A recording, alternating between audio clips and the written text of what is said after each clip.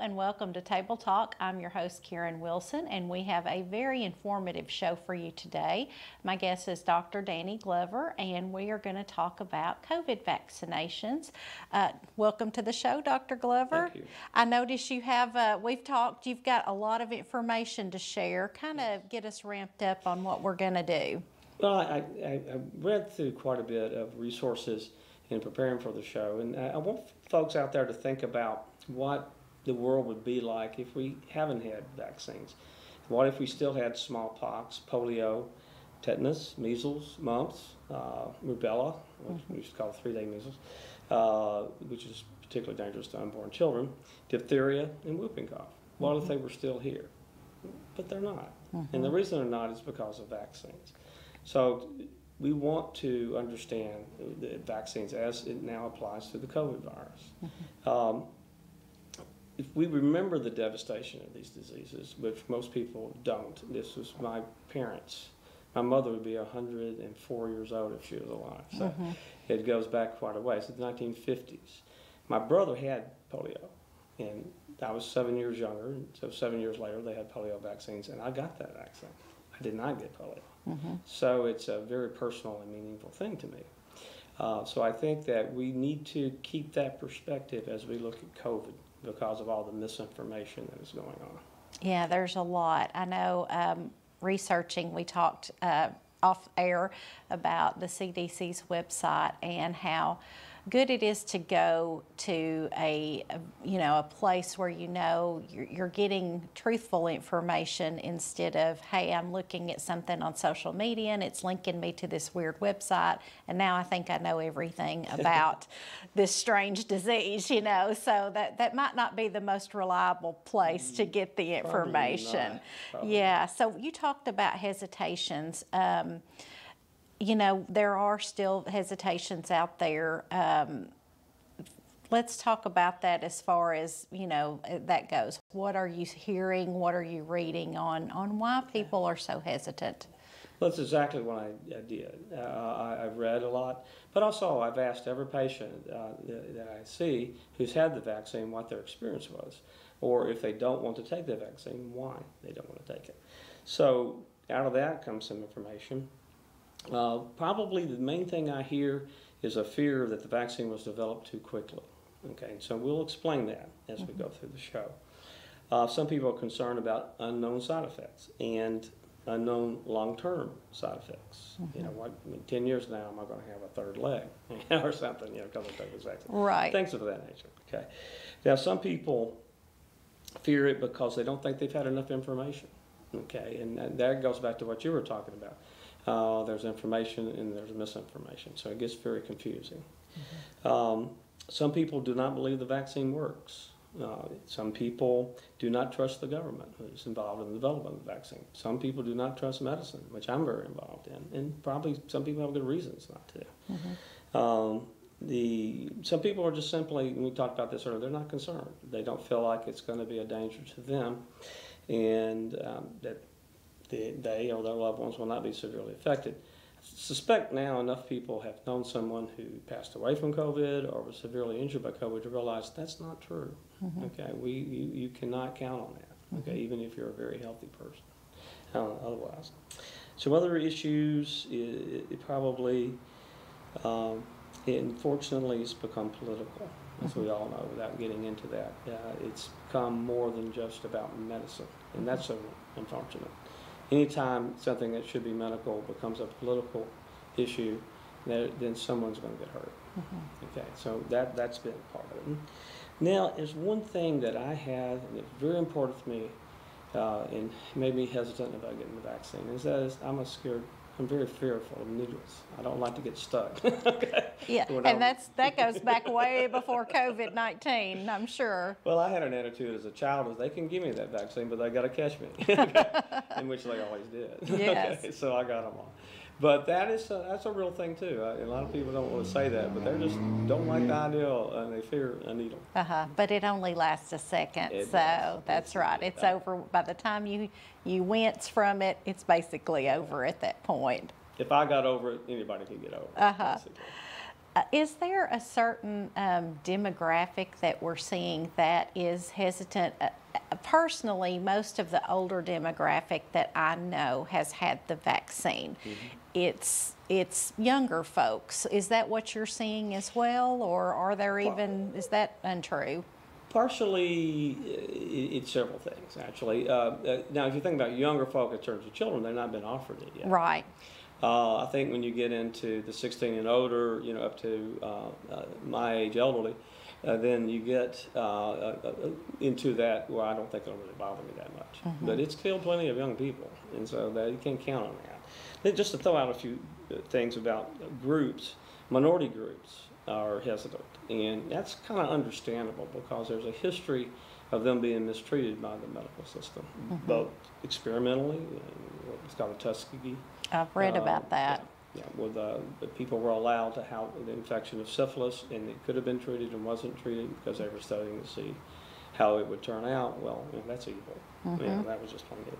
Other things in the minority groups, they've not had good availability of health care, as good as non-minority. So there may be a pattern of not visiting your doctor and getting information and things of that nature. And I would suspect a lot has to do with minorities suffering more from COVID in terms of death and morbidity, being that they're not as healthy to begin with because they've not had access to health care as much.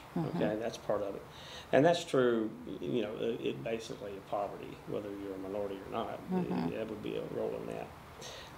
And that's unfortunate, of course, because they're more risk, as I said. They've been taken advantage of. There is a famous case where a cell line was taken from a minority patient in the 1950s that is still being used today. Okay, these are living cells taken from someone, and that person never benefited from that. In fact, did not know that it happened for many years. It came out much later. And then, there's been resentment because a lot of people made money off those cell lines, developing vaccines as well as other medicines and drugs. So there's a lot, of reason for certain groups not to trust the medical system. And hopefully that is no longer the case. I don't think it is the case now, but I can understand the hesitancy. Rural communities are prone to not vaccinate as much. I think you gave me some statistics about that. Tennessee's when you look, Yeah, was that 50%? As far as the vaccinations go, we were at 26.4% vaccinations. Now, I did not look at the rural community specific, but Tennessee is generally mostly rural. Right, and that has been studied, and this is the explanations that was given. One is there's a great deal of misinformation. People think they know something about the vaccine that's true that isn't true. Okay, and they won't, and they act on that information by not getting the vaccine. Some consider the virus less dangerous than the vaccine. Well, that's not true. Right, No way right. that's true. Yes, I've heard that before, which to me is kind of an odd argument to make, but people are more fearful of the vaccine than getting the virus itself, which, seems kind of crazy, but a lot of people feel that way. It is what it is. And people, throughout my career, I've dealt with aspects of that, of people, being fearful, and many times it's something within themselves and their background that has led to that. So you sort of have to root through that and kind of hopefully, it's kind of like therapy, to understand why someone, would not do something that would be helpful to them and help protect them from a disease or a problem. Well, as you said, a lot of times it's sharing information that can be hearsay. You hear this on, especially with social media and things like that. There's a lot of information on both sides that can be not that's partial one way or the other, Right. which goes back to political stuff, which Right. we don't want it tied to at all because it's not a political issue. The virus is not a Democrat or Republican. The virus is, in reality, don't really care how we feel about things. That virus is just looking for somebody to get into to reproduce itself. That's all it's interested in. And this is a side question I guess I have. With so many people being vaccinated, is the virus going to find a way into the younger population or those that have not been vaccinated? Is it looking for that inroad into where it's not been yet? It's looking for anywhere it's not been yet. Anywhere where there's not an immune system, it's going to throw it out. The reasons it hasn't been bad is we've been very careful with especially the young population. We closed down schools, closed down businesses, we wore a mask, we social distanced. All the things, washed our hands, that's, if those things hadn't happened, I hate to think the death toll we would have right now. It would be, outstanding, not in a good way. Well, let's get into talking about the the vaccines themselves, because there's 3 different ones right now, of course, and let's just go into each one. Let's start with, I know in the community some people have said, well, I want the Johnson & Johnson or I want the Moderna. Let's go into, I guess, the effectiveness of each one and how the studies are holding up for them. Okay. The effectiveness is pretty easy to tell. I mean, that's been studied, and if Moderna and Pfizer, if we're talking about them, and it's important to distinguish it from the Johnson & Janssen, also the one AstraZeneca in Europe. Okay, yes. Because these were 2 different technologies used. Moderna and Pfizer were one type of technology, and the other 2 were a different type of technology. Both well-established technologies of making vaccines, nothing weird about that, but may explain some of the things that we've seen. But if you get 1 shot of Moderna and Pfizer, you're going to be around 75% protected from getting COVID. Okay. If you get 2 shots, you're going to be 95%, 20% improvement. Okay? The Johnson & Janssen, which we have here as a single shot, is about 70% effective. And it's fairly effective, even if you get COVID, to have a milder form of it, even on up to the 90%. So my personal preference is the Moderna and the Pfizer. But if the only thing you can get is the Johnson & Johnson, I'm taking that Johnson & Johnson because it is still a very effective vaccine. The issues, when you get into that is, of course, the issue over blood clotting. If I think about it, talking to my patients again, I would say 75% noted exactly nothing when they got the shot. Did not have any complaint at all. Maybe a sore throat, a sore arm, excuse me. That's what I had. I had a sore arm with the first shot and not with the second shot. Well, about 25% of the patients I talked to have had it. Have actually a fever, flu-like illness. And we're well used to that, of trying to talk people into getting their flu shot after they've had that response. Now, they would say, well, it gave me the flu. Well, no, it didn't, because it's not a live virus. And if it's not a live virus, it can't give you the flu. The last live viruses we have is the first shingles vaccine was a live virus. And in children with the flu vaccine, they practiced for a while. Well, it was squirted up into the nose. That was a live virus, but that's no longer being used. So basically, there aren't any live viruses vaccines out there right now. But getting back to those, you can't catch it, but you can have a reaction to it, and the reaction is probably your immune system gearing up to fight, that vaccine. Another way of looking at it is when we give you a vaccine, we're giving you a fake infection. Okay, and some people are going to mount a fever, aches, and pains, and ill feeling, and that is the way their immune system responds. The issue with that is it lasted about 3 days, and they felt pretty lousy. Okay, it can be greatly diminished by taking Tylenol. So I'm telling folks who've had that reaction or they start to feel bad after one of these vaccines to go ahead and take Tylenol. If you're an adult, you can take 500 milligrams of Tylenol 4 times a day, 2,000 milligrams a day. every day if you need to for some reason, without much risk from that. We don't like people to take high doses of aspirin, ibuprofen, or naproxen Aleve, and the reason for that, we think it may interfere with the immune response, but we don't think Tylenol will. Okay. So that's the basic things. Now, there has been a tiny fraction of people, first noted in Europe with the AstraZeneca, who had odd blood clotting. And the technology for the AstraZeneca and for the J&J vaccines was different. Okay, so we've not seen that with the Moderna and the Pfizer. But still, when it was noticed in Europe and studied, it was like 6 out of 7 million, you know. One of the millions. 6 people out of 7 million. So that's vaccines. still very minute. And now that could have been more and just not reported or not recognized that they had it or blah, blah, blah. I don't think many of these folks died from it, okay? But it's important to realize that actual COVID infection is bad to cause blood clots. I've had that in my practice. I had a patient get a particular type of really unusual blood clot during the time of COVID. They had COVID.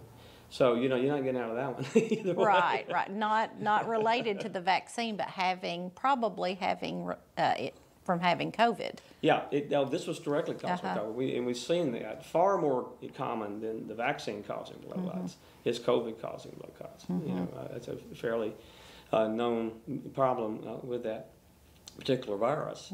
And it get back probably into immune systems and how they work, but also the technology that was used to create the J&J, it uses something called an adenovirus to create, and it goes through the DNA of the cells to create the situation where the body will make antibodies.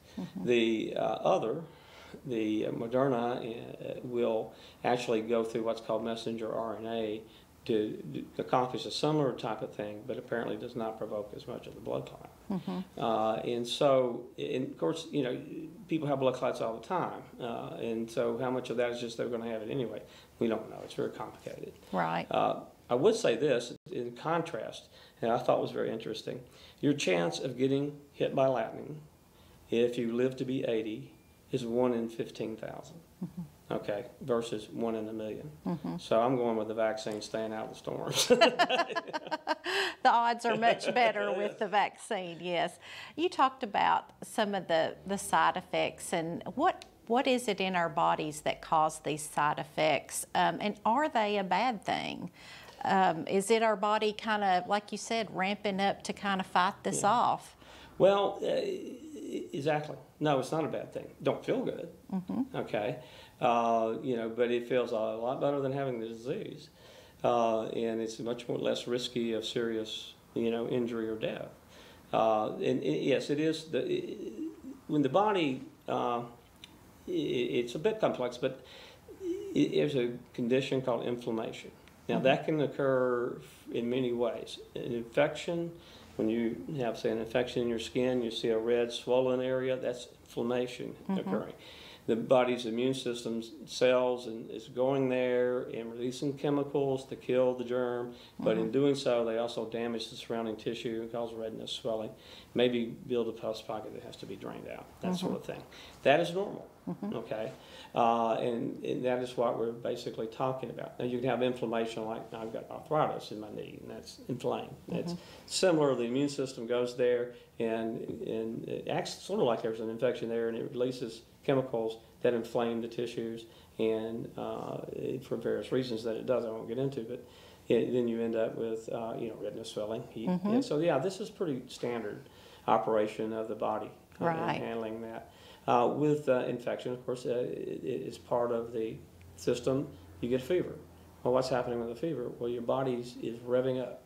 Okay, the fever drives things to act more forcefully and quickly, because you can't wait around with an infection, it might take over and kill you. So, those sort of things. I know. We live in a culture today, and I'm as guilty as anybody, that when the response hits, you want to take something and you think, oh, I've got a fever, that's bad. Well, in this instance, after you've had a vaccine, really it's kind of your body telling you, hey, that vaccine worked. It's kicking your immune system into gear to fight that off. So that, we're giving you a fake infection, not with a real thing, so you don't get continued, illness. But you do get the immune response. You do get the antibodies. You do teach the white cells to recognize this virus as something bad and attack it. And with that, when the real germ comes along, it doesn't have a chance. You throw it right out. That's why now you and I are sitting here talking without masks on, because we both had the vaccine. And we're not concerned now about that. And now, if somebody else was sitting here and they have not had the vaccine, I'd have this mask on. And the reason I would have the mask on is to protect them, not me. Okay, because I'm good. Right. Yeah, that's a good point. I do see people still wearing masks, and that's fine. They may have some kind of medical condition that prevents them from possibly doing or they're just being very concerned about everybody. We've talked about how even with the mask wearing and things like that, there's been less flu cases and things like that. And you think, there's probably a little something to that. Yeah. Hey, listen, I'm wearing this mask every winter. And even now, I wear the mask quite often. And it's mainly when I go into stores and stuff where I don't know if people have had the vaccine or not. If I'm going to be around someone and I'm not sure, I don't know if they've had the vaccine, I want the mask on. As much to protect them as it is to protect me, because I'm, like I say, I've had the vaccine. I'm very, very unlikely. 95% sure I'm not going to get it. But I could have it on me and I could give it to them. And I breathe it out on them and that sort of thing. So I'm learning the mask. We're putting the mask a little too quickly. Yeah. My advice on that would be, if you're around folks and you don't know what their status is about vaccines, I'd probably wear a mask. Especially with some of the large events that are going to be kicking into gear this summer. Even if you're outside and you're having to stand really close with someone at a concert or a public venue, I'd say it still wouldn't be a bad idea, even if you're outside. It's not really, I don't think, the point of being outside. It's so you can distance. Well, it is. Outside it's safer because air circulating, the virus is can't get as concentrated on you as it does on the inside. Okay, good point. So, I think the CDC is pretty well said we're okay outside, but certainly inside, if you're going to be around folks that you don't know what their status is, if you're a good citizen and don't want to harm others, then you're going to wear that mask and do the other things we talked about. Well, as we've talked about, one of the biggest hesitation factors seems to be the research that went into the vaccine. People are concerned because the vaccine came quickly, but do you feel like we should be concerned in that it did develop quicker than usual? My advice is no, and I'm going to explain why. Okay. Okay, because I didn't have all this down either, so I researched it for our talk today. And it's important to realize we had an advantage to begin with. Coronavirus is not new. It's been around and studied, it's been around forever, but we've known about it and studied it for about 50 years. Okay, 4 of the 400 coronaviruses, which are primarily animal viruses, 4 of them infect humans and cause the common cold. So most of us have probably had coronaviruses in the past, but it stayed in our upper airway, our nose, throat, sinuses, and caused us to have a head cold. Okay, probably 40% of head colds, so they say. Most of us had coronavirus before. What was unique about this one is its ability to go down into the lungs, and in the lungs, it is a holy terror. It just damages.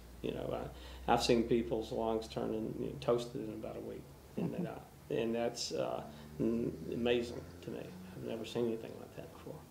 So they've got no business down with coronaviruses. You don't need them down in your lungs. In the head, okay, you got a head cold. Right. The flu does this. That's what made it so dangerous. We've had over 100 years to work with the flu, so we're fairly decent at it. Not as good as apparently wearing a bunch of masks and keeping it at bay like we did this past year. But we've got antibiotics for the flu. We don't have that for the coronavirus. We have, of course, the vaccines too. So the flu killed, some 20 million back in 1918 at the end of World War I, when people were traveling around and it spread around like it is today with airplane travel and all that sort of thing. So that's part of it. The next thing that occurred is the AIDS and Ebola virus. that greatly enhanced our technology and understanding and ability to work with viruses as we came to work with those two. So things have been moving along the line of developing safe vaccines for a long time related to them. Some of that technology was moved over to COVID. Another aspect of it is we had the political will and spent the money to dedicate funding to this. So, what would have taken usually 2 years to go through a part of the study to get to the part where you give it to people, we were able, because it was so well funded, to move that to 6 months. Nothing was skipped. The same things were done. There was just more hands to do it. And on a global level versus everyone kind of came together, I think, and shared information. Exactly happened. That was facilitated. We had something, let's see, what was it called? Well, another point I want to make out, coronavirus has been here twice before where it went down into the lungs. It was called MERS, which was Mediterranean Eastern virus or something, and then SARS, which occurred primarily in China a number of years. That's one reason they were geared up for this, because they dealt with SARS. So that also, had us working on vaccines for coronaviruses that have the ability to go down to our lungs. Okay. Now, modern techniques that have been developed in the last few years, like you probably heard, we've mapped the human genome. Well, it's no big trick to now match a virus genome if we can do the whole human. Right. So that helped. We were able to kind of like see the physical structure of the virus to see where we could make a vaccine where an antibody would attack that part of that virus. And that's been a great deal. Something called the spike virus. You've seen these pictures of the coronavirus with all these little spiky things. Right. Yes. Well, these vaccines are making antibodies that attack those spiky things. So and then kill the virus. And as you mentioned, the sharing of knowledge was tremendous. It's probably unprecedented that we were able to have people from all over the world come together to work on this, and that was amazing. Then there was Operation Warp Speed, which is back to the funding thing. They cleared the way, the path for the vaccine development. And that was a tremendous help. They also set up the manufacturing process. So once we decided on a vaccine and then tested the vaccine, when it passed and did well, we were able to jump right into manufacturing it. None of those were delayed as usual. So and a lot of resources put into that manufacturing that were probably pushed forward by the government, helping, like you said, with funding. I can remember when it first started, there was a lot of concern about keeping it cold and keeping it properly refrigerated, and then resources were just, put towards that. So, well, just think of the resources that had to go into actual transportation, because, particularly the Pfizer had to be kept at extremely low temperatures. Moderna, not so much, but still had to be kept very cold. So, all of that was, highly funded. We were highly motivated, and that's why the vaccine got developed so quickly. No steps, as far as I can tell, no steps were skipped. And the safety of this virus is probably as safe as any we've ever had, even though we developed it in a year. Interesting to see as we move forward how this virus is going to move things forward much quicker as far as vaccinations and things like that go. We probably set a new standard in getting things developed. I think so. And that's a good thing. Yes. Because, we don't know. We don't know when the next COVID's going to come from, if and when. Hopefully not, but it could. It did. In your studies, did you read about how long they feel like the vaccinations are going to last us, or is it looking like we're going to have a booster each year, or have you heard anything on that front? I've not heard specifically, but I think you can logically think about it. Okay. We want to get back to normal. Everybody does. But we want to do it safely. We don't want to do it unsafely. They're going to defeat the things that we have accomplished. So how do you do that?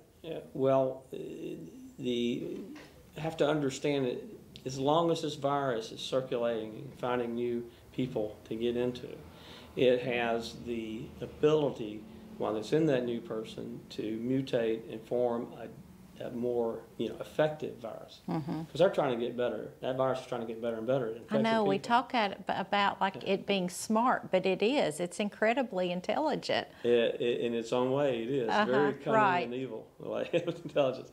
So if it does, and then you get what we call the variants. Now the variants, so far as I've been reading about, and I think maybe that's what's going on in India to a major extent, is they mainly just become more infectious. That people can catch them easier than they did with the first COVID. So far, I don't think it's been proven that they're any more deadly, although they're just as deadly as the older models, if you will. So there's only one logical thing to do, and that's stop the virus from circulating. If we don't want to be getting into variants that may not respond to the vaccines that we have. And how do you do that? Well, there's just one way: vaccinate, vaccinate, vaccinate. And everyone needs to be vaccinated. And hopefully our discussion today will help some folks to move in that direction. A big segment that will be opened up, I think, as of today, when I looked, there were at least over 150 million Americans have been vaccinated. That's get close to half the population. We haven't started vaccinating children yet, and that's coming, and that'll be a big percentage who has not been.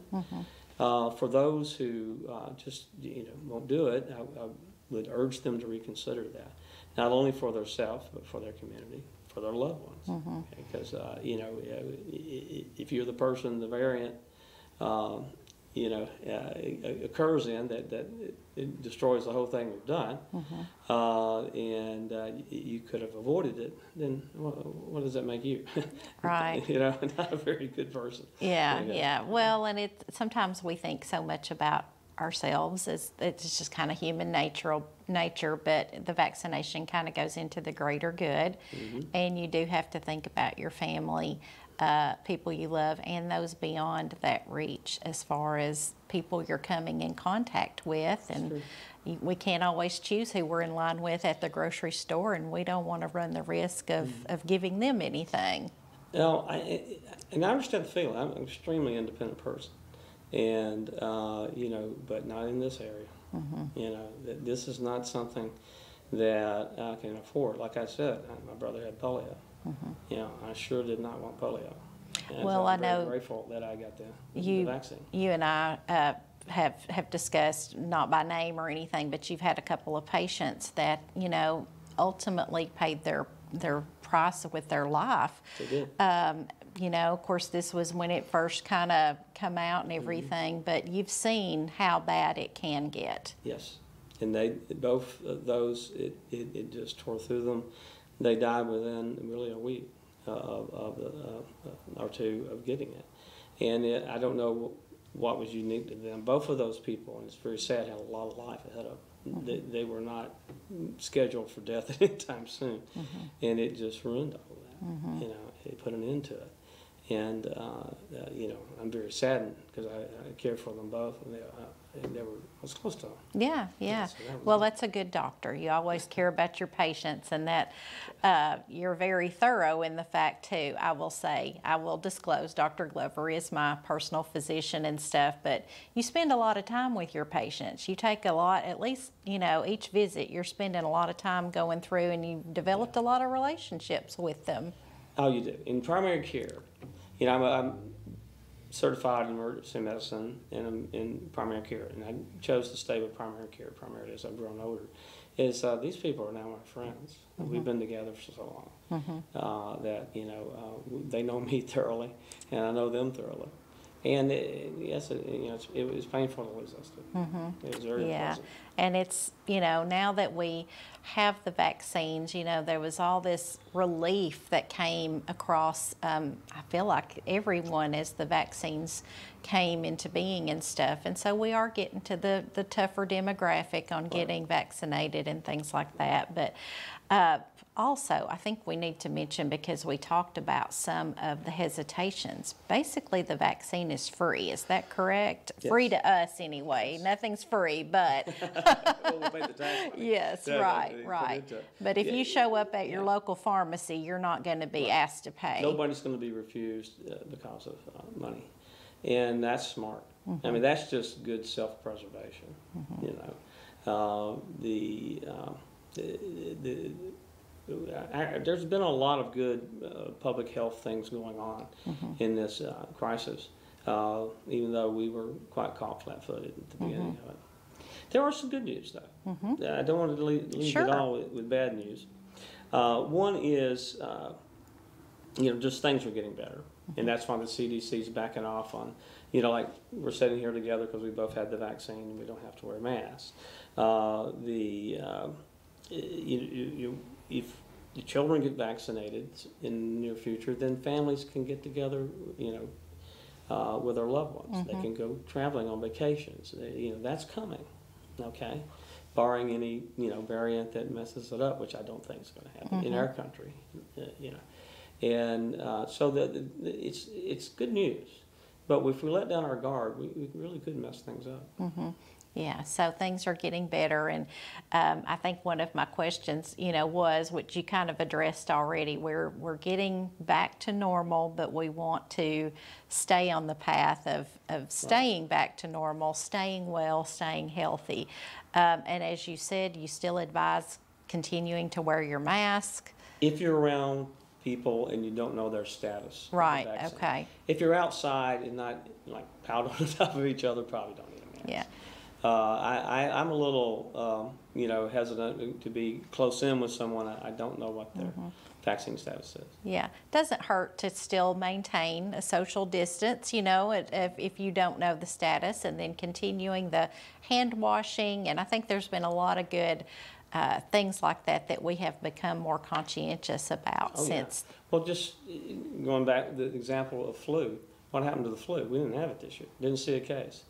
Didn't hear of a case. Maybe, I think I read one time a couple of cases in California, but it never got going. That's powerful proof about what the mask, hand washing, and social distancing can do.